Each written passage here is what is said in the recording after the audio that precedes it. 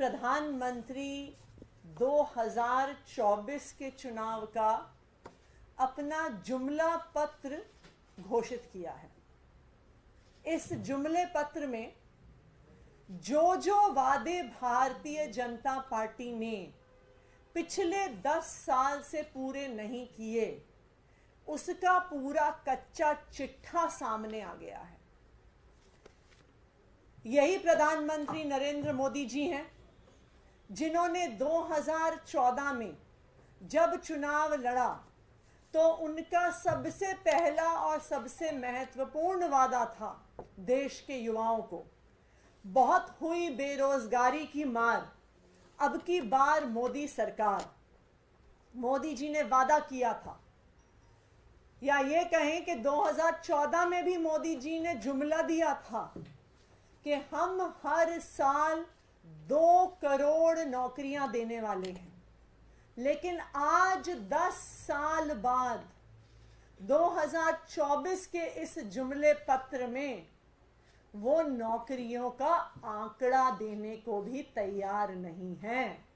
कहीं पर इस 75 पेज के डॉक्यूमेंट में ये आंकड़ा नहीं दिया है मोदी जी ने कि 10 साल में कितने युवाओं को बेरोजगारी दी एक्चुअली। दूसरी बात, प्रधानमंत्री नरेंद्र मोदी जी की सरकार ने खुद देश के संसद में आंकड़ा दिया है कि 10 साल के अंदर 20 करोड़ तो छोड़िए, 2 करोड़ नौकरियां तक पैदा नहीं हुई हैं। मोदी जी ने तो आंकड़ा नहीं दिया, पर मैं आपको आंकड़ा देती हूं बेरोजगारी का। आज भारत के इतिहास में 45 साल में सबसे ज्यादा बेरोजगारी है। आज भारत में यूथ एम्प्लॉयमेंट ऑल टाइम लो पर है। युवाओं के आंकड़ों को अगर हम देखने जाएं तो हमारे देश में 25% युवा बेरोजगार हैं। अगर हम ग्रेजुएट्स का एम्प्लॉयमेंट और अनएम्प्लॉयमेंट का आंकड़ा देखने जाएं तो आज भारत देश में ग्रेजुएशन करने वाले 45% युवाओं के पास रोजगार नहीं है। ये है मोदी जी के 10 साल के वादे। ये है जो मोदी जी ने पिछले 10 साल में इस देश के युवाओं के लिए किया। दूसरा, जो मोदी जी ने 2014 में वादा किया था, जो उनका दूसरा सबसे बड़ा स्लोगन था, जो उनका दूसरा सबसे बड़ा जुमला था, बहुत हुई महंगाई की वार, अब की बार मोदी सरकार। महंगाई कितनी कम हुई है उसका तो आंकड़ा मोदी जी दे नहीं सकते हैं, लेकिन अगर आप पिछले 10 साल के कंज्यूमर प्राइस इंडेक्स उठा के देखिए तो 10 साल में क्यूमुलेटिव रूप में, 10 साल में टोटल में 2014 से 2024 तक भारत में 70% महंगाई बढ़ी है। ये पूरे दुनिया के देशों में टर्की के बाद दूसरे नंबर पर है। भारत नौकरियों में ऊपर नहीं है, भारत आर्थिक विकास में आगे नहीं है, भारत जीडीपी में ऊपर नहीं है, लेकिन दुनिया के आंकड़ों में, इंटरनेशनल आंकड़ों में, महंगाई में दुनिया में नंबर 2 पर मोदी जी ने भारत को पहुंचा दिया। मोदी जी ने 2014 में एक और जुमला दिया था। उन्होंने कहा था कि हम किसानों की आय को दुगना करेंगे। ये 10 साल पहले मोदी जी ने वादा किया था। आज इस वादे से भाग गए हैं।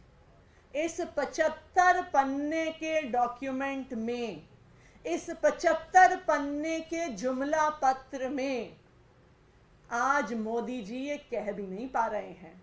आज भारतीय जनता कह भी नहीं पा रही है कि हम किसानों की आय को दुगना करेंगे। ये वो सरकार है जिसने किसानों की आय को दुगना करना तो छोड़िए, 3 किसान विरोधी काले कानून संसद में पास किए। इन 3 किसान विरोधी काले कानूनों के खिलाफ महीनों तक देश भर से किसान दिल्ली के बॉर्डर पर बैठे रहे।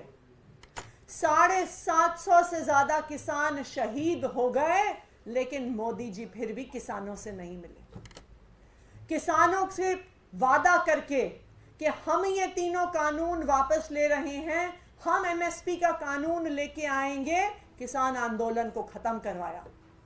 लेकिन आज तक मोदी जी एमएसपी का कानून नहीं लेके आए। जब 2 महीने पहले किसान फिर से दिल्ली आके शांतिपूर्ण प्रदर्शन करना चाहते थे, तो देश के अंदर मोदी जी ने किसानों के विरोध में सरहद बना दी। 2-2, 4-4 फुट बड़े बड़े कील लगा दिए। ऐसी सरहद बना दी, ऐसी तारें लगा दी, ऐसे कील लगा दिए जो शायद भारत और पाकिस्तान के बॉर्डर पे भी नहीं मिलेंगे। ऐसे किसान विरोधी सरकार का नेतृत्व कर रहे हैं प्रधानमंत्री नरेंद्र मोदी जी। और आज अगर आप इस जुमले पत्र को उठा के देखिए तो कहीं पर भी फार्मर्स इनकम की बात नहीं है। 10 साल में अपने वादे से मुकर गई भारतीय जनता पार्टी। आप इस जुमला पत्र को उठा के देखिए, कहीं पर भी एमएसपी के कानून की बात नहीं है। किसानों से अपने वादे को, दिए हुए वादे को मुकर गई भारतीय जनता पार्टी। ना सिर्फ युवाओं के साथ अत्याचार हुआ, ना सिर्फ महंगाई बढ़ी, ना सिर्फ किसानों के साथ अत्याचार हुआ, शिक्षा और स्वास्थ्य के नाम पर भी भारतीय जनता पार्टी ने इस देश के लोगों को धोखा दिया। युवाओं को क्या चाहिए? युवाओं को एक तरफ नौकरियां चाहिए और उससे पहले अच्छी शिक्षा चाहिए।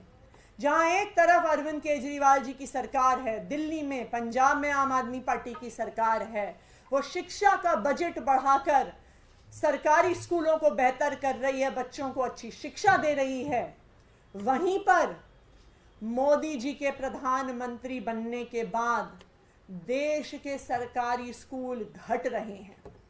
2014 में पूरे भारत में मिलाकर 11 लाख सरकारी स्कूल होते थे। आज ये मोदी जी के 10 साल की सरकार के बाद ये आंकड़ा 1 लाख स्कूल से कम हो गया है और आज पूरे भारत में सिर्फ 10 लाख सरकारी स्कूल रह गए। आज इस जुमला पत्र में मोदी जी कहते हैं, बीजेपी कहती है कि हम अच्छी स्वास्थ्य की सुविधा देंगे, आयुष्मान भारत के माध्यम से देंगे। इससे बड़ा जुमला शायद इस पूरे जुमले पत्र में कहीं नहीं होगा। जिस आयुष्मान भारत का डंका बजा रही है भारतीय जनता पार्टी, पिछले साल में पूरे देश भर में आयुष्मान भारत पर पूरा खर्चा मात्र 8,000 करोड़ हुआ है, जो दिल्ली जैसे छोटे से राज्य के भी स्वास्थ्य बजट से कम है। दिल्ली का हेल्थ का बजट 9,500 करोड़ रुपए है प्रति वर्ष। और पूरे देश में जिस आयुष्मान भारत योजना के माध्यम से जुमले दिए जा रहे हैं कि हम स्वास्थ्य की सुविधा देंगे, उस आयुष्मान भारत पर पिछले साल मात्र 8,000 करोड़ रुपया खर्च हुआ है।